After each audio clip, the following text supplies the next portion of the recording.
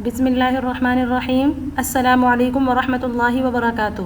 اقرا معہد الحافظات بشاور، شارع ورسک، جماعت عالی اول، مضمون سراجی، سبق نمبر 3۔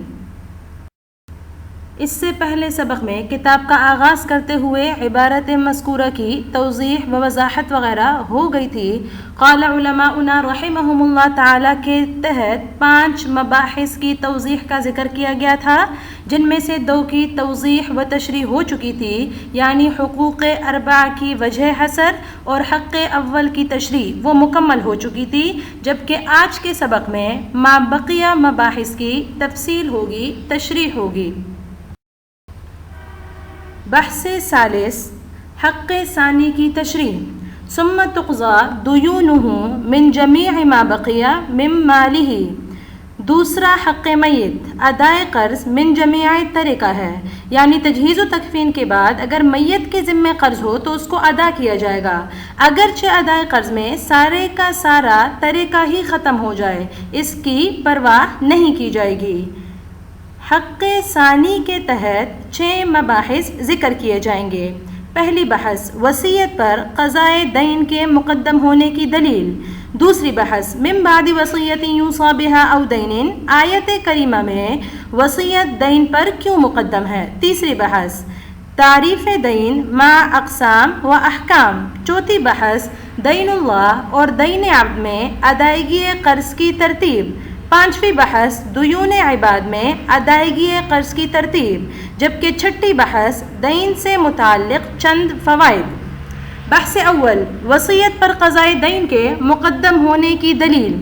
دلیل نقلی، عن علی رضی اللہ عنہ ان النبی صلی اللہ علیہ وسلم قضى بالدین قبل الوصیت وانتم تقرؤون الوصیت قبل الدین۔ مفہوم حدیث، حضرت علی رضی اللہ عنہ نے فرمایا کہ تم آیت کریمہ میں وصیت کو دین سے پہلے پڑھتے ہو، حالانکہ میں نے آپ صلی اللہ علیہ وسلم کو دین کا فیصلہ وصیت سے پہلے کرتے دیکھا ہے، پس معلوم ہوا کہ دین وصیت پر مقدم ہے۔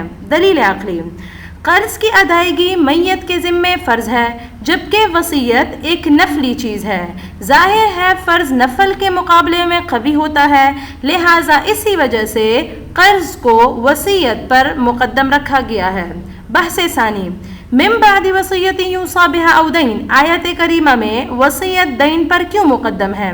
تو اس کا جواب یہ دیا گیا کہ قرآن پاک میں وصیت لفظاً مقدم ہے، لیکن حکم کے اعتبار سے مؤخر ہی ہے، اس لیے کہ جس مقصد سے آیت میں وصیت اور دین کا ذکر کیا گیا ہے اس میں ترتیب پر دلالت کرنے والا کوئی لفظ موجود نہیں ہے، بلکہ لفظ او ہے جو کہ برابری اور تسویہ کی طرف اشارہ کرتا ہے، اس لیے بے اتفاق علماء قرض کی ادائیگی مقدم ہے، جیسا کہ ابھی علی رضی اللہ عنہ کی روایت سے معلوم ہوا کہ انہوں نے فرمایا تھا کہ ایک موقع پر لوگوں کو مخاطب کر کے انہوں نے کہا تھا کہ آپ لوگ آیت میں وصیت کو دین سے پہلے تلاوت کرتے ہیں، حالانکہ میں نبی کریم صلی اللہ علیہ وسلم کی خدمت میں حاضر تھا، آپ صلی اللہ علیہ وسلم نے عملاً وصیت سے پہلے دین سے ابتدا فرمائی تھی۔ اب یہ بات رہ گئی کہ اگر وصیت دین سے حکماً مؤخر ہے تو پھر آیت میں وصیت لفظاً دین پر کیوں مقدم ہے؟ تو اس کا جواب یہ دیا گیا کہ اس کی وجہ یہ ہے کہ وصیت محض نفل ہے، محض تبرع ہے اور اخت میراث ہے۔ جس طرح وراثت میں ورثاء کو مال بلا عوض ملتا ہے، اسی طرح وصیت میں موصی لہ کو بھی مال بلا عوض ہی ملتا ہے، مگر موصی لہ کا موصی سے قرابت کا کوئی تعلق نہیں ہوتا، اس لیے ممکن تھا کہ ورثاء کی طبیعت اس کے نفاذ پر آمادہ نہ ہوتی، وہ ٹال مٹول کر کے اسے ضائع کر دیتے اور اس کی ادائیگی کو اپنے ذمے لازم نہ سمجھتے، اس لیے اللہ تعالیٰ نے قرآن میں بغرض اہتمام اور بغرض احتیاط ہر جگہ وصیت کو دین پر مقدم کر کے اشارہ کر دیا کہ وصیت کو بھی استحکام اور اہتمام سے ادا کیا جائے جیسا کہ قرض کو ادا کیا جاتا ہے۔ بحث ثالث، تعریف دین مع اقسام اور احکام۔ دین کی تعریف وہ مال ہے جو کسی شے کے عوض کی صورت میں واجب ہوتا ہے، جیسا کہ عربی میں کہا جاتا ہے معنی الدین ہوا ما وجب فی الدین عوضا عن شيء آخر على سبيل المعاوضة، یعنی وہ مال ہے جو برسبیل معاوضہ کسی شے کے عوض کی صورت میں واجب ہوا کرتا ہے۔ اقسام دین مع احکام، دین کی اولاً 2 قسمیں ہیں، دین حق اللہ، دوسری قسم دین حق العباد۔ پہلی قسم کی تعریف، دین حق اللہ کی تعریف وہ دین ہے جس کا مطالبہ کرنے والا بندوں کی طرف سے کوئی نہ ہو، مثلا زکوٰۃ، کفارات، نذر وغیرہ کی ادائیگی سے پہلے اگر کسی شخص کا انتقال ہو جائے تو کوئی شخص اس کا مطالبہ کرنے والا نہیں ہوگا۔ دین حق اللہ کا حکم، حنفیہ فرماتے ہیں کہ یہ دیون اللہ یا یہ دین حق اللہ انسان کے مرتے ہی ساقط ہو جاتے ہیں، کیونکہ دین اللہ اصلاً عبادت ہے یا معنن عبادت ہے، اور اصلاً عبادت ہو یا معنن عبادت ہو دونوں بغیر نیت یا فعل اختیاری کے ادا نہیں ہوتے، اور میت سے نیت یا فعل اختیاری دونوں میں سے کسی کا بھی تصور نہیں کیا جا سکتا۔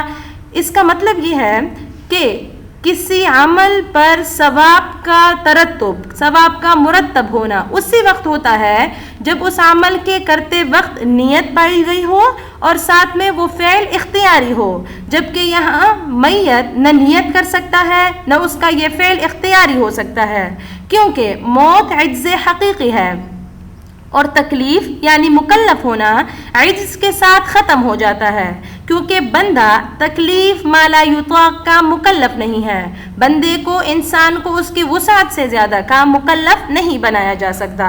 جب دیون اللہ میت سے ساقط ہو گئے تو اب اس کو اللہ تعالیٰ کے حوالے کر دیا جائے گا، البتہ اگر میت ان دیون اللہ کی ادائیگی کی وصیت کرتا ہے تو اس صورت میں حکم یہ ہوگا کہ اگر ورثاء موجود ہیں تو ثلث مال سے، اور اگر ورثاء موجود نہیں ہے تو کل مال سے ان دیون کو ادا کیا جائے گا۔ دین حق العباد کی تعریف یعنی دوسری قسم کی تعریف، یہ وہ دیون ہیں کہ جن کا مطالبہ کرنے والا بندوں میں سے کوئی ہو۔ دین حق العباد کی تفصیل کیا ہے؟ تو دین حق العباد کے متعلق آتا ہے کہ اس کی بھی 2 قسمیں ہیں، دیون عینیہ، دیون شخصیہ۔ دیون عینیہ کی تعریف، یہ وہ دین ہے جو عین مال کے ساتھ متعلق ہوتا ہے، جس کا تعلق مال کے ساتھ ہوتا ہے، جیسے وہ عین، وہ مال جس کو شوہر نے اپنی بیوی کے لیے بطور مہر مقرر کیا ہو اور اس شے پر قبضہ کرنے سے پہلے اس کا انتقال ہو جائے، ایسے دین کو دین موثق بھی کہتے ہیں۔ دیون عینیہ کا حکم، یہ دیون فقہاء کے نزدیک تجہیز و تکفین پر مقدم ہوں گے۔ دیون شخصیہ کی تعریف، یہ وہ دین ہے جو میت کے ذمے سے متعلق ہوتا ہے، اس دین کو دین مطلق اور دین مرسل بھی کہتے ہیں۔ دیون شخصیہ کا حکم، یہ دیون تجہیز و تکفین سے مؤخر ہوں گے۔ اب قوت اور ضعف کے اعتبار سے دیون شخصیہ کی بھی 2 قسمیں ہیں، پہلی قسم دین صحت، دوسری قسم دین مرض۔ دین صحت کی بھی 2 قسمیں ہیں، دین صحت حقیقی، دین صحت حکمی۔ دین صحت حقیقی یہ وہ دین ہے جو زمانے صحت میں گواہوں سے ثابت ہو یا اس میت کے اپنے اقرار سے ثابت ہو۔ دین صحت حکمی یہ وہ دین ہے جس کا اقرار اس شخص نے اپنے زمانہ مرض میں کیا ہو، لیکن اس کا ثبوت بطریقہ مشاہدہ و بطریقہ معائنہ ہوا ہو، جیسے اس مال کا بدل جس کا وہ مالک ہوا ہو یا جس کو اس نے ہلاک کیا ہو، تو لہٰذا یہ دین صحت حکمی ہے۔ دین مرض کی بھی 2 قسمیں ہیں، دین مرض حقیقی اور دین مرض حکمی۔ دین مرض حقیقی یہ وہ دین ہے جو حالت مرض میں اس شخص کے اقرار سے ثابت ہوا ہو، جبکہ دین مرض حکمی یہ ہے کہ جو حکم مرض کی حالت میں اس کے اقرار سے ثابت ہوا ہو، مثلا جنگ کے لیے نکلتے وقت وہ دین کا اقرار کر رہا ہو، یا قصاص میں قتل کے لیے اس کو لایا گیا اور وہ قرض کا اقرار کرتا رہا، تو لہٰذا یہ قصاص کے لیے لایا جانا، جنگ کے لیے نکلنا، یہ حکم مرض کی حالت ہے۔ بحث رابع، دین اللہ اور دین عبد میں ادائیگی قرض کی ترتیب کیا ہوگی؟ تو دین اللہ اور دین عبد اگر جمع ہو جائے اور میت نے ترکے میں اتنی مقدار نہیں چھوڑی جس سے دونوں دیون ادا ہو سکے، تو اس صورت میں دین عبد کو ادا کیا جائے گا کیونکہ بندہ محتاج ہے۔ بحث خامس، دیون عباد میں ادائیگی قرض کی ترتیب کیا ہوگی؟ تو اگر ترکے میں تمام دیون کی ادائیگی کی گنجائش ہے تو دیون عباد کے تمام دیون ادا کر دیے جائیں گے، اور اگر اس کی گنجائش نہیں ہے تو دیکھا جائے گا کہ دیون یعنی وہ قرض ایک آدمی کا ہے یا چند آدمیوں کے۔ اگر ایک آدمی کا ہے تو تجہیز و تکفین کے بعد باقی سارا مال اسے دے دیا جائے گا۔ اگر دین ادا ہو گیا تو ٹھیک بہتر، ورنہ بقیہ دین کے بارے میں کہا جائے گا کہ چاہو تو معاف کر دو ورنہ آخرت پر چھوڑ دو۔ ورثاء پر اپنی طرف سے ادائیگی لازم نہیں ہوگی، البتہ اگر وہ ادا کرنا چاہے تو مستحب ہے۔ اگر دیون چند آدمیوں کے ہیں تو اس کی دو صورتیں ہیں۔ پہلی صورت، یا تو سب کے دین صحت ہوں گے یا سب کے دین مرض ہوں گے۔ دوسری صورت، یا بعض کے دین صحت اور بعض کے دین مرض ہوں گے۔ پہلی صورت کا حکم یہ ہے کہ اگر ترکے میں اتنی گنجائش ہے کہ سب کے سب دیون ادا ہو سکیں تو سب کے سب دیون ادا کر دیے جائیں گے، ورنہ قرضوں کے تناسب سے دیون ادا کیے جائیں گے، یعنی وہ فیصد اور پرسنٹ والا حساب لگا کر وہ دیون ادا کیے جائیں گے، جن کی تفصیل آپ انشاءاللہ آگے پڑھیں گی۔ دوسری صورت میں صحت دین یا دین صحت کی ادائیگی کو مقدم رکھا جائے گا، یعنی دین صحت کی ادائیگی کے بعد کچھ بچا تو دین مرض ادا کیا جائے گا، ورنہ کچھ نہیں ادا کیا جائے گا۔ بحث سادس، دین سے متعلق چند فوائد۔ پہلا فائدہ اولا، دین اور قرض میں کیا فرق ہے؟ تو اس کے متعلق آتا ہے کہ دین ذمے میں لزوم حق کو کہتے ہیں۔ اب لزوم حق یعنی حق کا لازم ہونا عام ہے، اس میں مال اور حقوق غیر مالیہ سب شامل ہے، یعنی فوت شدہ نماز، زکوٰۃ، روزے وغیرہ۔ اسی طرح وہ مال جو قرض یا بیع یا کسی کے مال کے ہلاک کرنے کی وجہ سے واجب ہوا ہے تو وہ تمام دین میں شامل ہے، جبکہ قرض یہ ایک مخصوص عقد کا نام ہے جو مال مثلی کے دینے پر کی جاتی ہے تاکہ سامنے والا بھی وہی مال مثلی لوٹائے، گویا کہ دین عام ہے جبکہ قرض خاص ہے۔ دوسرا فائدہ، دین صحت کو دین مرض پر تقدیم حاصل ہے یا نہیں، اس سلسلے میں اختلاف اگر موجود ہے تو وہ ذکر کیجیے۔ اگر ترکے میں دونوں دیون یعنی دین صحت و دین مرض کی ادائیگی کی گنجائش نہ ہو تو فقہا کا دین صحت کے دین مرض پر تقدیم اور عدم تقدیم کے سلسلے میں اختلاف ہے۔ قول اول، امام مالک اور امام شافعی رحمہ اللہ کے نزدیک ادائیگی میں دیون صحت و دیون مرض برابر ہوں گے، ان کے مابین قرضوں کے تناسب سے مال تقسیم ہوگا۔ دلیل، من بعد وصیت یوصی بها او دین، اس آیت کریمہ میں وصیت اور دین کے درمیان کلمہ او موجود ہے جو حکم میں برابری پر دلالت کرتا ہے، پس ضروری ہے کہ یہ ادائیگی میں بھی برابر ہو۔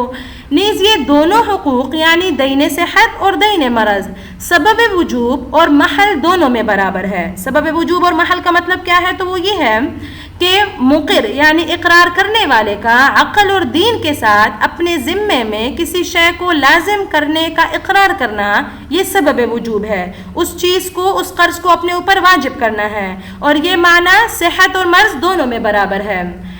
محل کسے کہتے ہیں؟ تو محل یہ ذمہ ہے، اور دین صحت و دین مرض دونوں کا محل بھی ذمہ ہی ہے، کیونکہ دیون شخصیہ کے متعلق آپ لوگوں نے پڑھا تھا کہ دیون شخصیہ وہ دیون ہے کہ جن کا تعلق میت کے ذمے سے ہوتا ہے، اور یہ دین صحت اور دین مرض دونوں دیون شخصیہ ہی کی قسمیں ہیں۔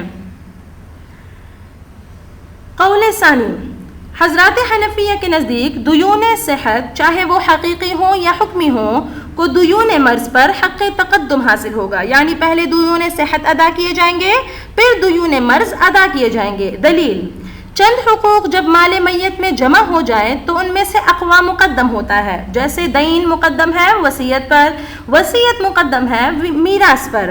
اسی طرح یہاں زیر بحث مسئلے میں بھی دین صحت اقوا ہے، کیونکہ یہ مال مقر یعنی اقرار کرنے والے کے اقرار سے ایسے وقت میں ظاہر ہوا جبکہ اس کے مال کے ساتھ بالکل یا کسی کا حق متعلق نہیں تھا اور نہ ہی اس پر کسی بھی قسم کی پابندی تھی۔ اسی وجہ سے اگر وہ اس حالت میں اپنا کل مال ہبہ کرتا یا اپنا غلام آزاد کرتا تو وہ صحیح تھا، جبکہ دین مرض یہ ایسی حالت میں ہوا یا ثابت ہوا کہ جب اس کے مال کے ساتھ دین صحت متعلق تھا، اس پر ایک قسم کی پابندی پائی جا رہی تھی، اس لیے حالت مرض میں اگر وہ کوئی نفلی کام کرے گا، وہ کوئی صدقہ کرے گا تو وہ ثلث مال سے زائد میں نہیں کر سکتا۔ لہٰذا معلوم ہوا کہ دین صحت اقوا ہونے کی وجہ سے دین مرض پر مقدم ہوگا۔